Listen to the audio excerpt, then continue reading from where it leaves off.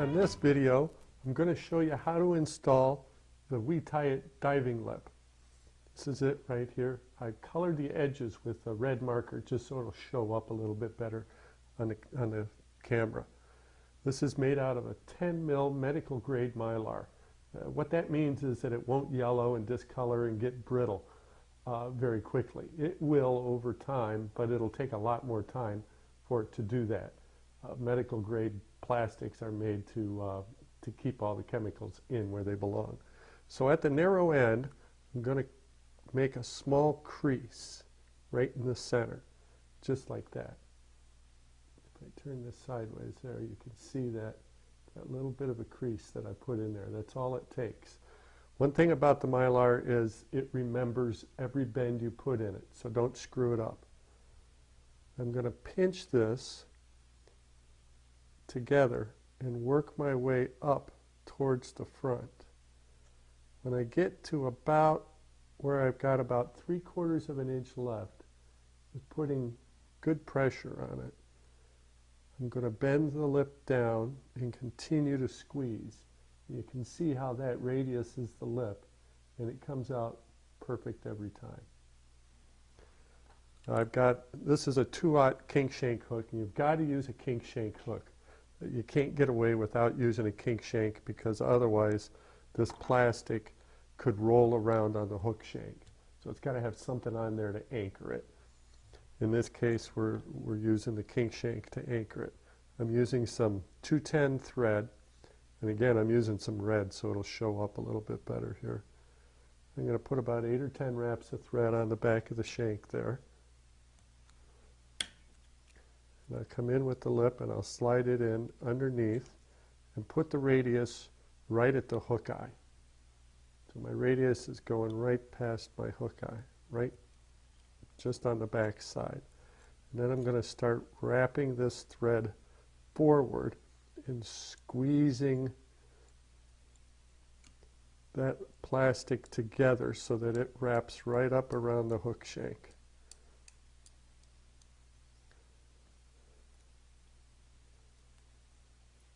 And I'll keep doing that all the way up.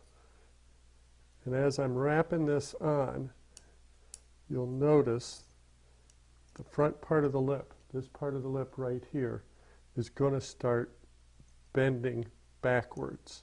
When that gets just past 90 degrees, then I've got my full wrap on.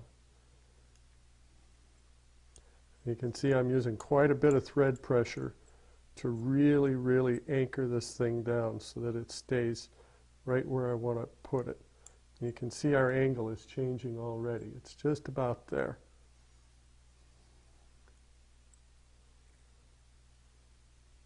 There we go. Now that's in the right spot. I'm going to bring the thread right down onto the hook shank. This is important. You want to get that thread all the way down onto that hook shank.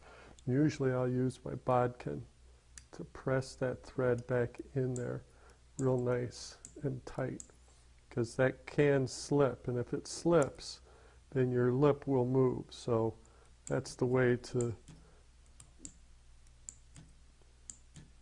get that thread so that it lines up right there on that hook shank. I'll just take a few wraps, loosen it up a little bit, tighten down, take a few more wraps, tighten down. There. Now I can run my thread back down that and get back onto the shank itself.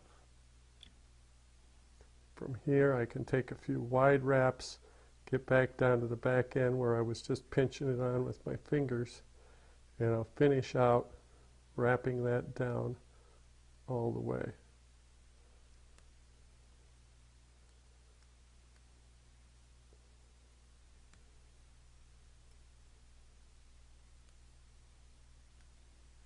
So there it is. We're completely on. Our lip is just a little bit below the hook point. That'll balance out just about perfectly on these longer shank hooks. There's a couple of different body styles that I use. when I build this fly, I'll do the Rapala style body where I'll tie this in on the front and in the back, and then just have a tail hanging out back here. Another way to do that is to add a wire in here, and when I add the wire, I put a little bump down here on the bottom end of the wire to anchor the lip so that it can't spin. Then I can make an articulated fly out of it. The other way that I'll do it is I'll tie the head in this way, and I'll pull it back around itself like so in the round version. So it depends on which way you decide to tie it. But this is the way we anchor the lip. That's all there is to it. Plain, simple, easy.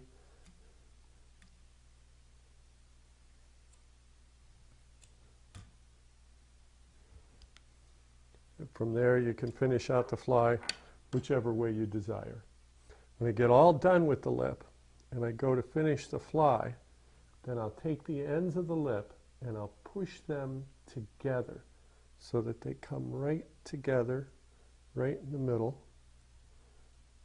And I'll squeeze that nice and tight, like so. And I can come in, I can take my scissors, I can cut off about 1/8 of an inch on either side, and just cut it off straight. Don't try to round it or anything. As long as you make that cut about the same on each side, that's all it takes to allow the fly to swim properly. And this fly is tunable. If you pinch the lip together, it'll hold its shape fairly well. That'll give it less wiggle, but allows it to dive deeper. If you flatten the lip out, that'll give it a real wide, slow, lazy wobble. It'll stay closer to the surface and it'll tend to roll over more. So you'll fish the fly slower when you've got the lip real wide like this. But you can bend it back and forth dozens of times. It's not going to hurt the fly. So there it is, the installation of your